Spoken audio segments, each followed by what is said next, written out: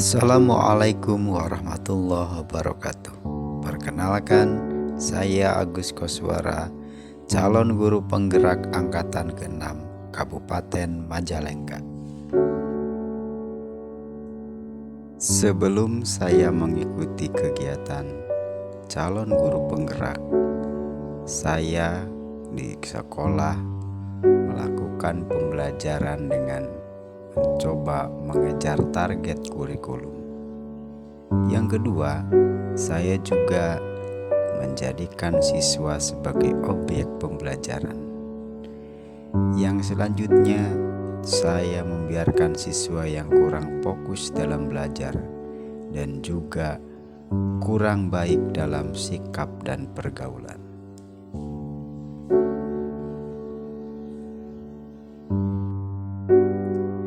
Setelah saya mempelajari modul 1.1 tentang filosofi pemikiran Ki Hajar Dewantara, saya mendapatkan beberapa hal dari konsep pemikiran Ki Hajar Dewantara tersebut.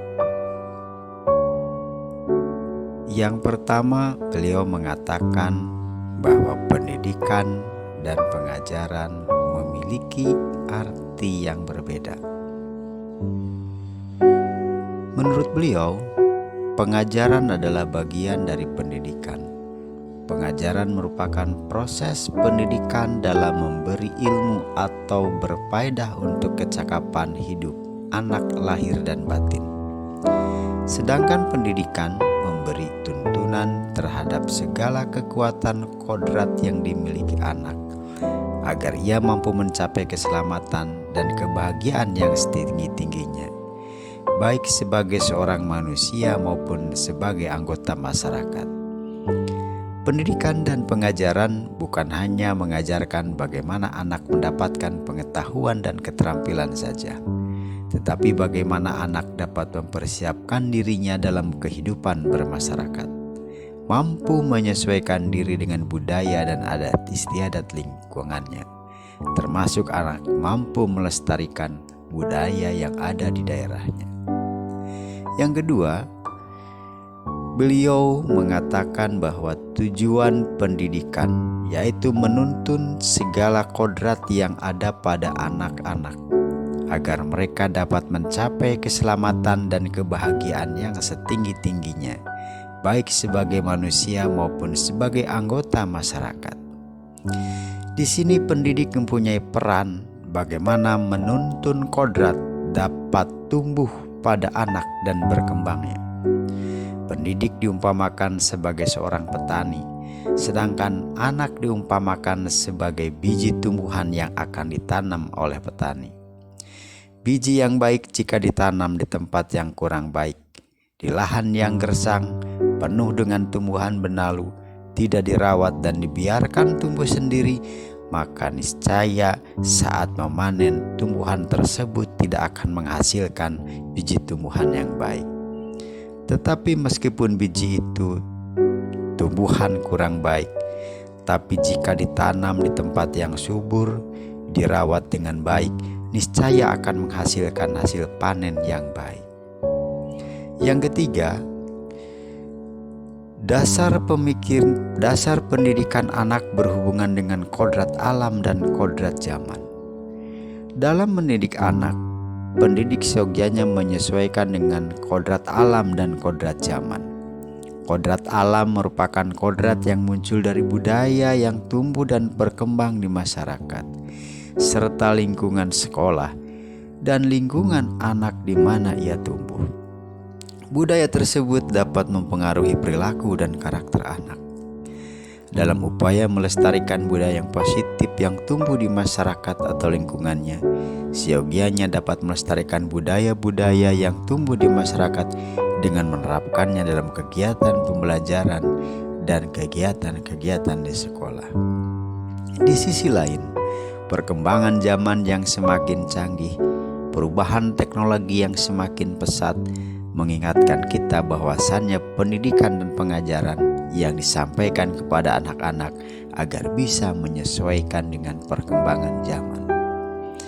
Yang terakhir, menurut Ki Hajar Dewantara, Budi pekerti atau watak atau karakter merupakan perpaduan antara gerak pikiran, perasaan, dan kehendak atau kemauan, sehingga menimbulkan tenaga.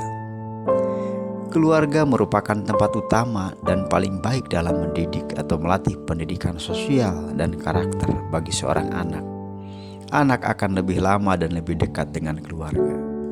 Peran orang tua dalam mendidik dan membina anak-anaknya sangat penting dibandingkan dengan institusi pendidikan.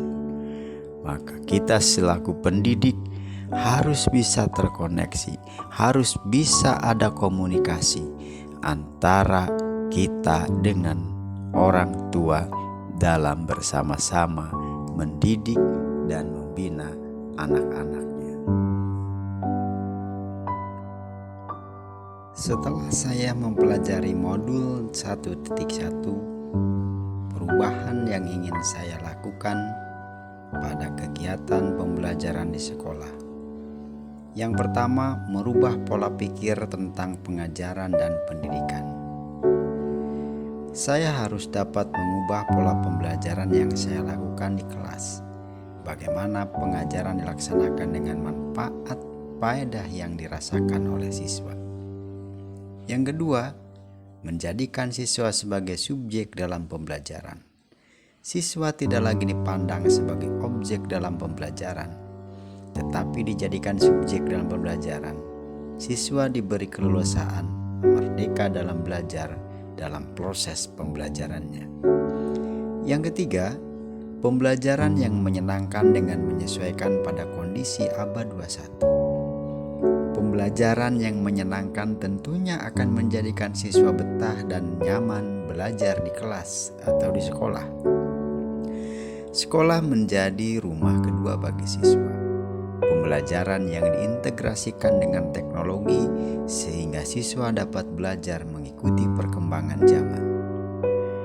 Yang keempat, ketercapaiannya profil pelajar Pancasila. Proses pembelajaran yang dilaksanakan di sekolah dapat menunjang dan menjadikan anak menjadi pelajar yang Pancasilais.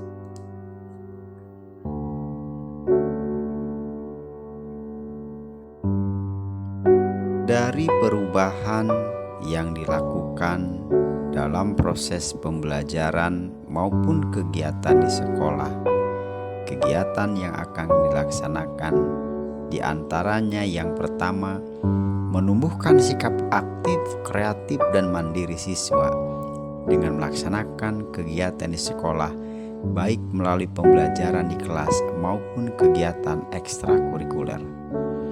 Yang kedua, anak merasa betah dan nyaman dalam belajarnya. Situasi dan kondisi yang nyaman bagi anak akan selalu dirindukan untuk hadir di sekolah. Yang ketiga, memperhatikan siswa yang kurang fokus dalam belajar, terutama siswa yang mempunyai masalah dalam keluarganya. Dalam proses belajar, ketika siswa tidak fokus dalam pembelajaran, merupakan satu hal yang harus diperhatikan oleh kita selaku pendidik. Jangan membiarkan anak begitu saja dengan masalah yang dimilikinya. Paling tidak kita bisa menjadikan orang tua bagi mereka untuk bisa berbagi dan untuk bisa saling mempercayai guru sebagai tempat untuk curhat, untuk berlindung. Dan yang keempat, menjadikan anak sebagai subjek dalam proses pembelajaran. Tidak lagi anak dijadikan sebagai objek dalam pembelajaran, tapi anak merdeka dalam belajar, anak sebagai subjek dalam proses pembelajaran.